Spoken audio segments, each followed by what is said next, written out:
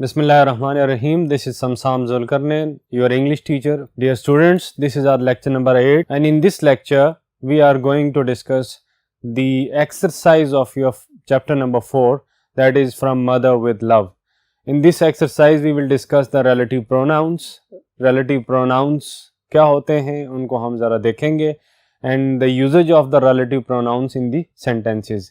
Pronouns पहले थोड़ा सा रिकॉल करें कि प्रोनाउन क्या होता है. A word which we use instead of a noun, replacement of the noun, that is known as pronoun.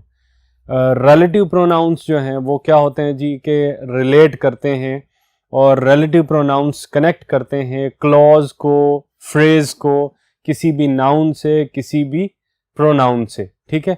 और रिलेटिव प्रोनाउंस जो हैं वो कॉमनली जो यूज़ होते हैं रिलेटिव प्रोनाउंस वो हैं जी हु, हुज, हुम, दैट, विच, ठीक एट्सेट्रा. ये आपके जो रिलेटिव प्रोनाउंस हैं जो कॉमनली यूज़ होते हैं. सेंटेंसेस में उनका यूज़ देखें और रिलेटिव प्रोनाउन सेंटेंस में यूज़ कैसे होता है इसको आपने समझना है. जैसे कि मैंने बताया कि प्रोनाउन क्या होता है, a word which we use instead of a noun. ठीक है. तो जो प्रोनाउन होता है उसका एक एंटीसीडेंट होता है. जिस वर्ड को, जिस नेमिंग वर्ड को प्रोनाउन रिप्लेस करता है उसको एंटीसीडेंट बोलते हैं. फॉर एग्जाम्पल मैं कहता हूँ Ali is a good boy, he is playing cricket right now. अब इन दो सेंटेंसेस के अंदर देखें, Ali is a good boy, he is playing cricket right now. He जो है वो अली की रिप्लेसमेंट है. तो अली जो है वो क्या है, एंटीसीडेंट है ऑफ द प्रोनाउन ही, कि हमने अली की जगह ही को प्रोनाउंस किया है. तो ही क्या है, ही का जो एंटीसीडेंट है वो क्या है, अली है. किसकी रिप्लेसमेंट है, अली की रिप्लेसमेंट है. जिस भी नेमिंग वर्ड को, किसी भी नेमिंग वर्ड को आप प्रोनाउन के ज़रिए रिप्लेस करते हैं तो वो जो नेमिंग वर्ड होता है वो एंटीसीडेंट होता है उस प्रोनाउन का. ठीक है. देखें जी, आप जो एग्जाम्पल है, the cyclist who won the race trained hard. जो रिलेटिव प्रोनाउंस होते हैं, रिलेट करना, एक तो ये जहन में रखें, रिलेट करते हैं. और जो रिलेटिव प्रोनाउंस होते हैं वो सेंटेंस के अंदर इमीडिएटली आफ्टर दी एंटीसीडेंट आते हैं. यानी कि जिस भी नेमिंग वर्ड के लिए वो यूज़ हो रहे हैं, को रेफर कर रहे हैं, उसके फ़ौरन बाद रिलेटिव प्रोनाउन आता है. तो अब ये जो प्रोनाउन है रिलेटिव प्रोनाउन हु, ये साइकिलिस्ट को रेफर कर रहा है. रिलेटिव प्रोनाउंस जो हैं उनकी ये स्पेशलिटी होती है कि वो अपना एंटीसीडेंट कैरी करते हैं अपने साथ. ठीक है. और वो सेंटेंस में किस तरह यूज़ होते हैं, immediately after the antecedent, immediately after the naming word जो जिसके लिए वो रेफर हो रहे हैं, जिसको वो रिप्लेस कर रहे हैं. ठीक है. तो ये जो हु है ये आपका रिलेटिव प्रोनाउन है और ये जो साइकिलिस्ट जो नेमिंग वर्ड है ये है जी एंटीसीडेंट. किसका, antecedent of this relative pronoun who. ठीक है. नेक्स्ट एग्जाम्पल देखें, the pants that I bought yesterday are already stained. अब यहाँ पे ये जो दैट है ये रेफर कर रहा है पेंट्स को, रंग को. ठीक है. सो ये जो पेंट्स है ये एंटीसीडेंट है दैट का. दैट रिलेटिव प्रोनाउन है. और कैसे यूज होते हैं सेंटेंस में, अगेन हम देखेंगे कि अपने एंटीसीडेंट को, जिस नाउन को, नेमिंग वर्ड को रिप्लेस कर रहे हैं उसको अपने साथ लेके चलते हैं. ठीक है. नेक्स्ट देखें जी, spaghetti which we eat at least twice a week is one of my family's favourite food. अब यहाँ पे स्पैगेटी के लिए वो यूज हुआ है रिलेटिव प्रोनाउन विच. ठीक है. तो इमीडिएटली आफ्टर द स्पैगेटी वो इस्तेमाल हुआ है. अब कहाँ कहाँ यूज़ होते हैं ये रिलेटिव प्रोनाउंस, किसके लिए यूज़ होते हैं वो आपने जहन नशीन करना है. हु और दैट. ठीक है. हु जो है पर्सन्स के लिए, ह्यूमन बींग्स के लिए इस्तेमाल होता है. फिर उसके बाद जो विच है या दैट है ये नॉन लिविंग थिंग्स के लिए इस्तेमाल होता है. इसी तरह दैट जो है वो पर्सन्स के लिए भी इस्तेमाल हो सकता है. ठीक है. हुज जो है वो जब आप बनाते हैं possessive case, the car whose key is in my hand is Ali's car. ठीक है. The car whose key is in my hand, यहाँ पे मैं पोजेशन बना रहा हूँ, पॉजेसिव केस बना रहा हूँ, तो वहाँ पे आपने हुज का इस्तेमाल करना होता है. ठीक है. Let's move to the next board और वहाँ पे हम जो एक्सरसाइजेज हैं आपकी, जो आपके chapter from mother with love जिसको जोवा शेबोर्न ने लिखा है, उसके एंड में जो रिलेटिव प्रोनाउन से रिलेटेड एक्सरसाइजेज हैं उनको हम वहाँ पे डिस्कस करेंगे। Students, choose one of the relative pronoun who, which और whose to fill in the blanks। ये आपकी एक्सरसाइज है, बी है, जिसमें आपने 3 रिलेटिव प्रोनाउंस who, which और whose को सिलेक्ट करना है और प्रॉपरली प्लेस करना है जो ब्लैंक्स गिवन है। उन ब्लैंक्स को मैंने फिल किया हुआ है। यहाँ पे हम देखते हैं किस लिए ये हमने कहाँ पे कौन सा जो रिलेटिव प्रोनाउन है वो पुट किया और वो रीज़न क्या है। पहले देखें, I talked to the girl whose car had broken down in front of the shop। अब यहाँ पे आप देखें कि ये जो whose है ये रिलेटिव प्रोनाउन यहाँ पे पॉजेसिव केस बन गया है। एंटीसीडेंट गर्ल है लेकिन कार जो है वो मलकियत है उस गर्ल की, तो इस वजह से हमने यहाँ पे whose कार का इस्तेमाल किया है। ठीक है, उसके बाद नेक्स्ट है जी mister Nizam. Mister Nizam who is a taxi driver lives on the corner। ठीक है, तो निज़ाम की तरफ ये रेफर कर रहा है relative pronoun.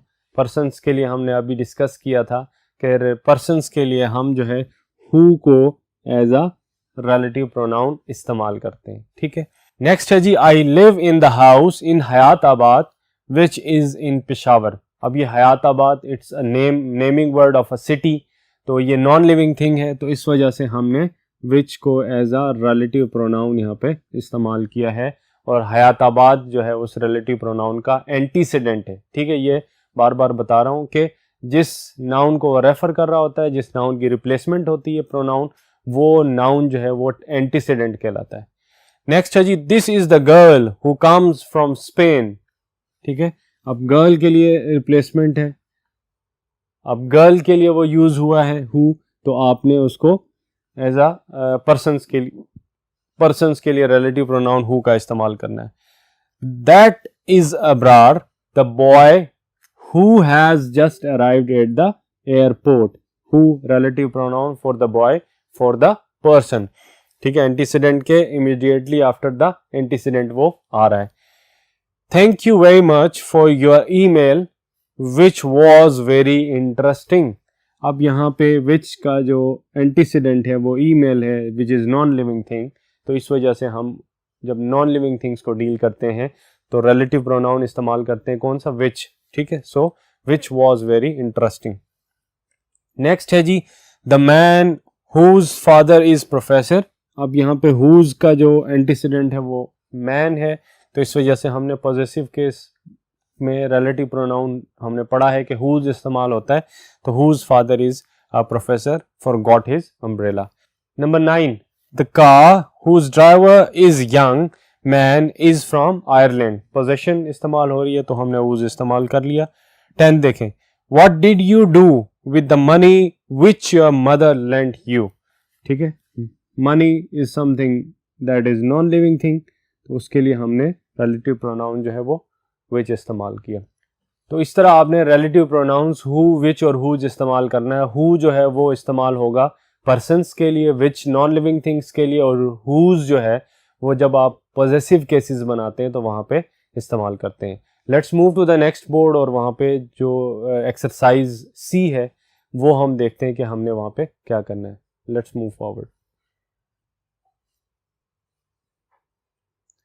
Dear students, indefinite pronouns, few, some, many, others, ठीक है, ये वो प्रोनाउंस हैं जो डिफाइंड नहीं करते हैं पर्टिकुलर नाउन को कि किसकी रिप्लेसमेंट वो हैं, वो इनडेफिनेट प्रोनाउंस कहलाते हैं कि किसी खास पर्टिकुलर नाउन की तरफ वो रेफर नहीं होते हैं, जनरली इस्तेमाल होते हैं, इसीलिए उनको इनडेफिनेट प्रोनाउंस कहते हैं। इनडेफिनेट प्रोनाउंस से रिलेटेड ये आपकी एक्सरसाइज है जिसमें आपने इनडेफिनेट प्रोनाउंस को जो है वो अंडरलाइन करना है और उन इनडेफिनेट प्रोनाउंस को दोबारा से फिर अपने सेंटेंसेस में इस्तेमाल करना है। अब देखें, एवरीबडी इंजॉयज क्रिकेट। अब इसमें देखें एवरीबडी कोई भी हो सकता है, हमें पता नहीं है प्रॉपर तरीके से, हमें वो पर्टिकुलर नाउन या पर्सन हमें डिफाइंड इसमें नहीं है। So everybody is an indefinite pronoun. अब इनडेफिनेट प्रोनाउन का अगेन उसने कहा है कि इन योर ओन सेंटेंसेस भी इस्तेमाल करना है, तो आप इसको सेंटेंस जो है वो डिफरेंट तरीके से बनाएं। everybody is going to watch a movie, everybody is going to attend 14th August ceremony. ठीक है, अब यहाँ पे देखें मैंने everybody को डिफरेंट सेंटेंस के अंदर इस्तेमाल किया.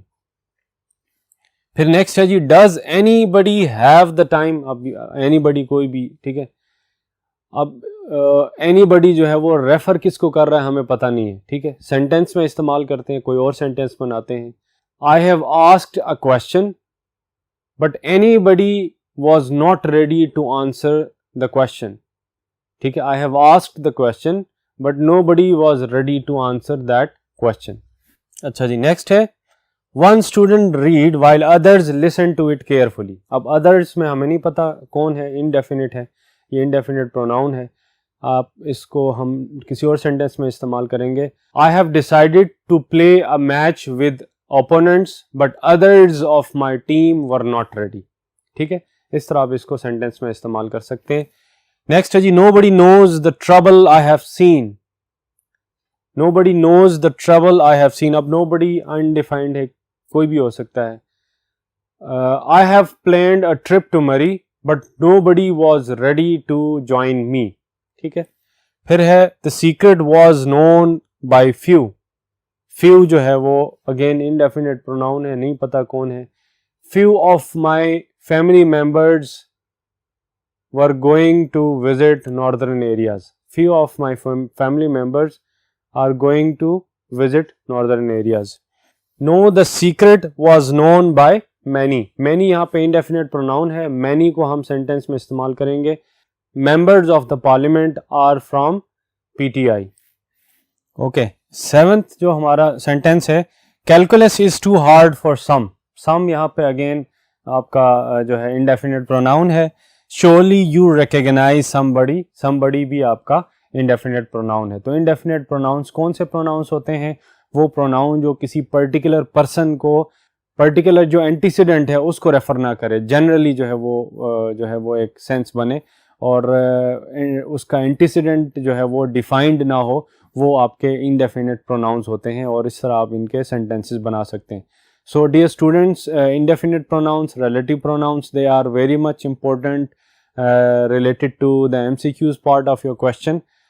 इसको बेहतर तरीके से समझें और इस एक्सरसाइज को प्रॉपरली गो थ्रू करें टाइम एंड अगेन, ताकि you will be familiar with relative pronouns and indefinite pronouns. Inshallah, we'll see you in upcoming session. God bless you all. Thank you so much.